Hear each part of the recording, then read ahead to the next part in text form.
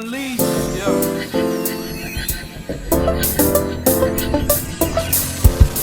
985, we home. I see you. Red Legend Code, y'all I can tell you how to smoke, you no food in. You gotta get to them pipes and tune in. Say you wasn't making, now we shook 'em up. Favorite DJ name, cook 'em up, keep it one. Yo, what's up? It's your boy, Roger Cook, aka DJ Cook 'em Up. And today we got a special guest on Louisiana Unleashed, James Harrell. Welcome to Louisiana Unleashed. Thanks for having me. Glad to get you on the show finally, man. He's a poet, motivational speaker, a writer, a book author, and so much more. So we're gonna talk to James, and we're gonna get some information on James today. Hope y'all enjoy this interview. All right, James, where you from, man? I was born and raised in A-Meat, and after I graduated high school, I moved to New Orleans, to the Ninth Ward. Ninth Ward, okay.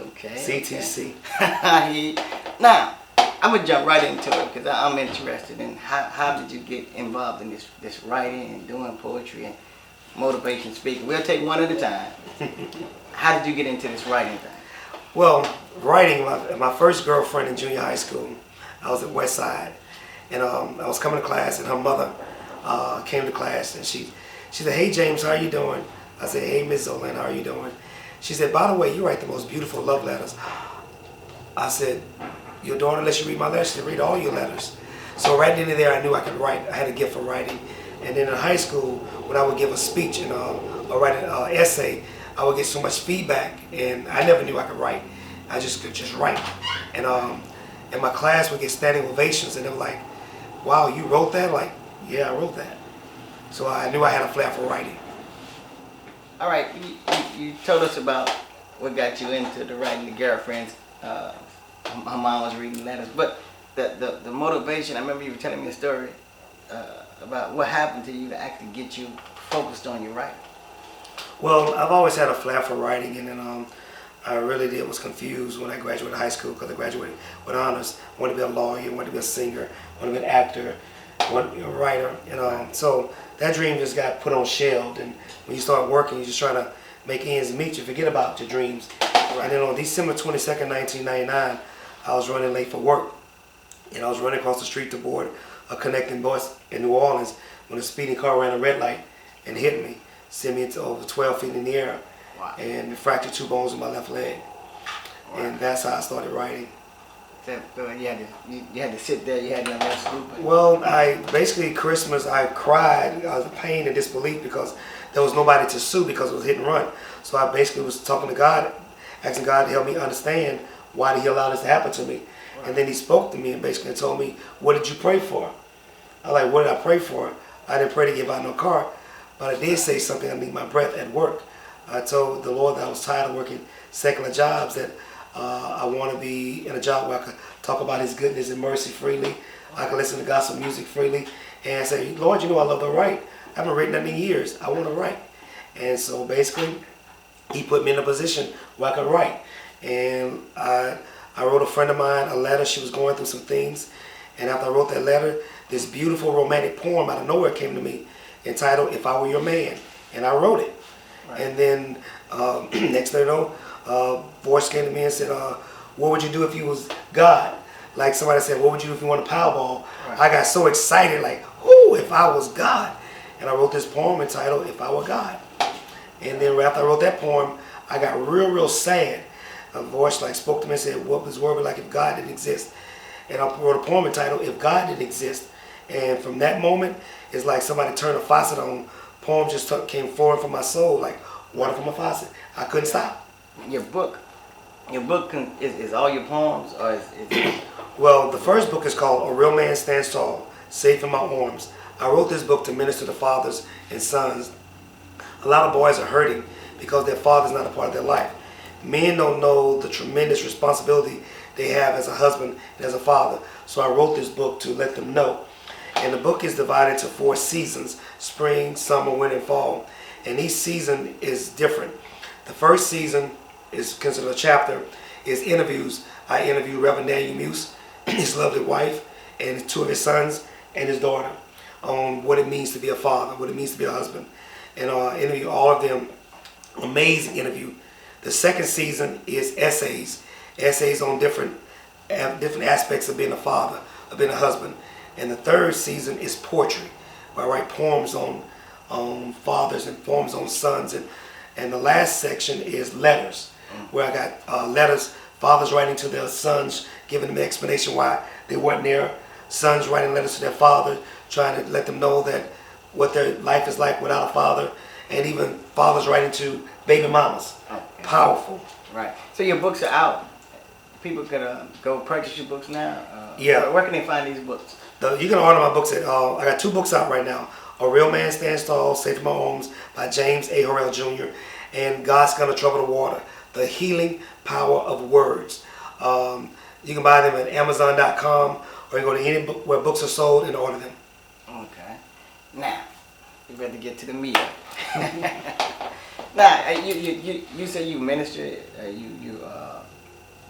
you do motivational speeches. Right. If somebody wanted to write a book or write poetry and get it published like you have, I mean, what would your advice be to those type of people that want to publish a book? Well, the first thing I learned a long time ago was if you want to be a writer, the first thing you need to do is write. So you need to get a journal, and every day you need to write. You got to build your craft, and so a singer is going to sing, a dancer is going to dance, right. A rapper is going to rap. So a writer must write. You must have some material. And many times God gives you writing material with your life. Your life, you write on things that you've seen, things that you've done. And so you do that first. Once you get your book, you written down, then you're like, okay, now where do I go from here? Right. That's when you start the process of publishing. Okay. And how would they? You have to look it up, or do they have to? Well, it's easy now. It's easy. Becoming a published author now is very easy. You can Google it, how to publish my book. I self-published. And self-published, a lot of people are doing self-publishing because when you publish your work, you send unsolicited manuscripts to publishers. There's no guarantee they're going to read it, and you won't get it back. And many times, the industry could bite off of you. They could take your idea and spin it and create something else, and then now you got to prove, that that's your idea, because you send your book. So when you self-publish, you do everything. You pay for it, you fund everything, but the publishing company, they copyright it for you. They get the ISBN number and they make it legit to where somebody can go into a store and order your book or buy your book. And right now, it is so easy to get published. Okay, but I hope y'all take this advice for all the writers and people that's trying to put out books. Music is almost the same way. It's really easy. Same thing. It's really easy now. You can own a lot of your copyright. You can own a lot of your stuff instead of letting other people own your music now. But this is the question I ask all my guests. If you wanted your public and your followers and your fans to know something about James Harrell, what would that be? Well, the most important thing is that I love the Lord, and I really believe that we all have a responsibility to God and to our fellow man. I'm not a selfish person. I believe in the power of humanity, in that every man is my brother and every woman is my sister. So I don't see no strangers. Until you show me differently, you are my brother. I don't have no strangers. So now, if you wrong me or do something wrong with me, I'm mad at you. I'm not mad at your race. I'm not mad at your family, your people. I'm mad at you. I got an order against you. I don't judge people. I judge people by their own actions.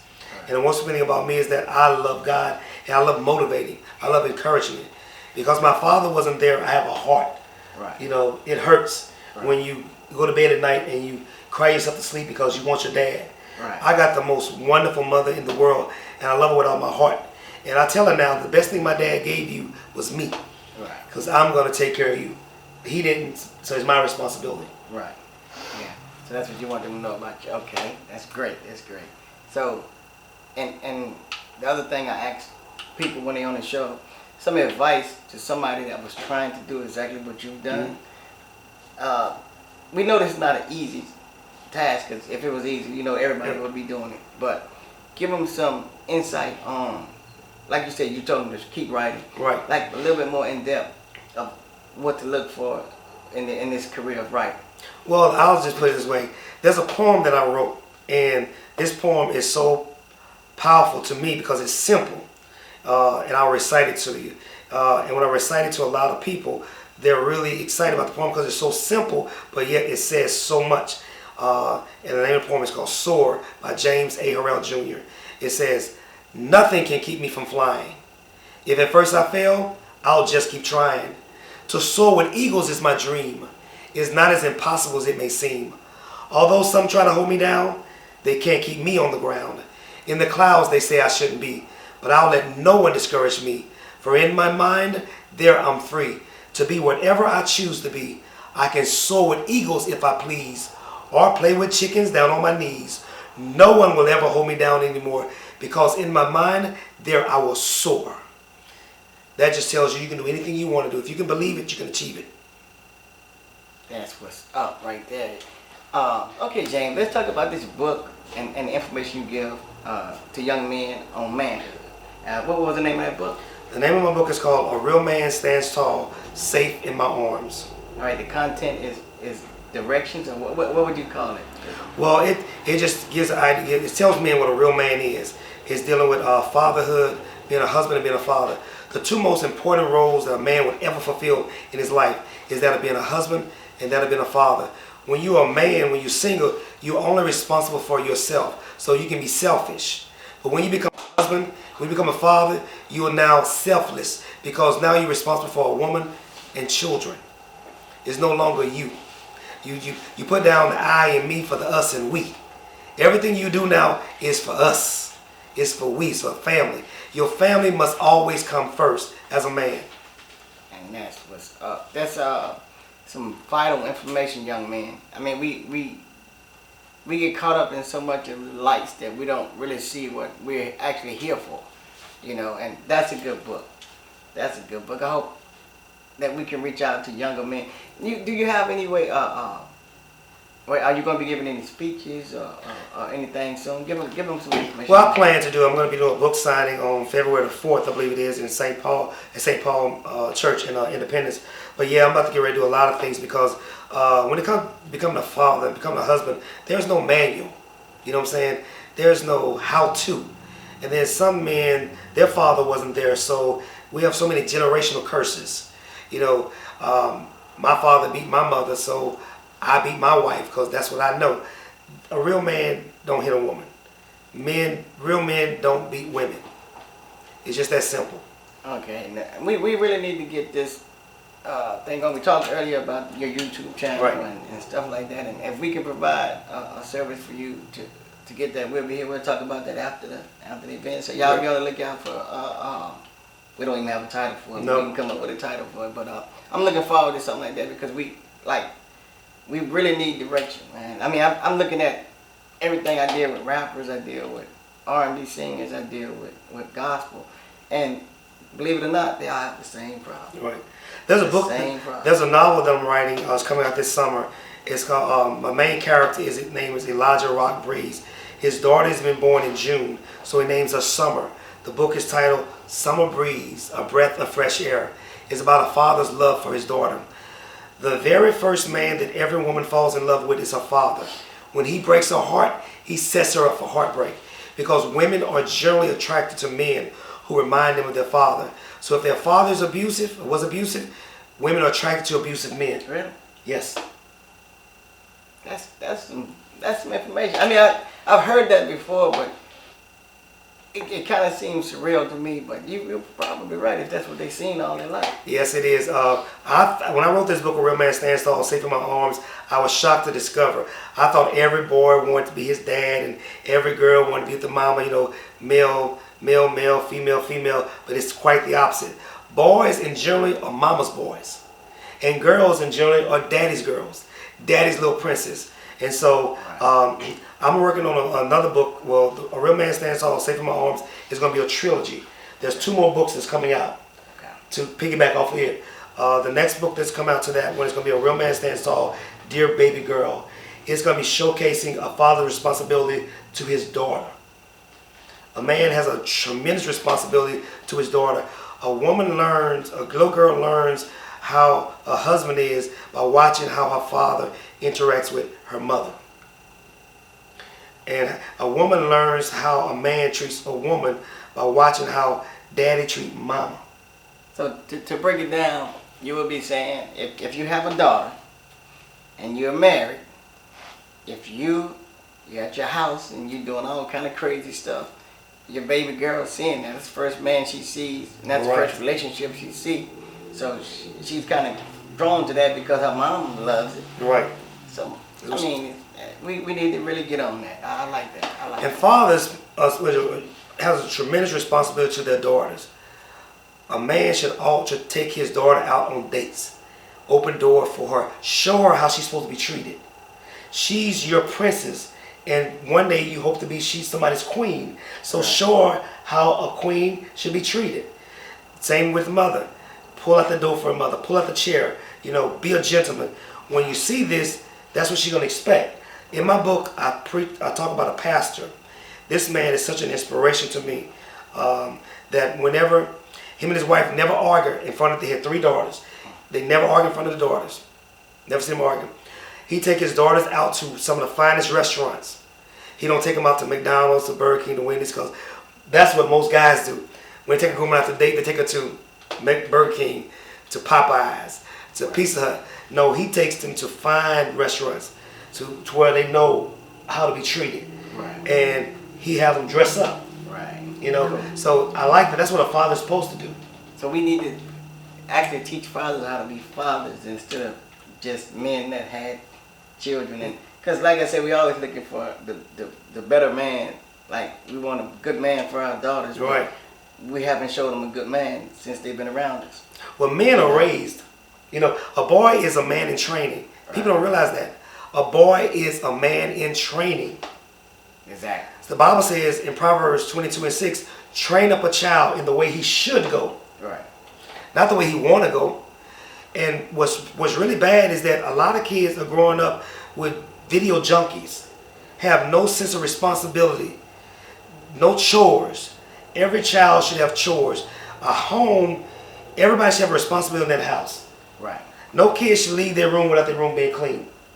You don't get no allowances. Now, as a parent, I'm responsible for your needs. I don't have to give you nothing you want. But your needs, I got to provide. Right.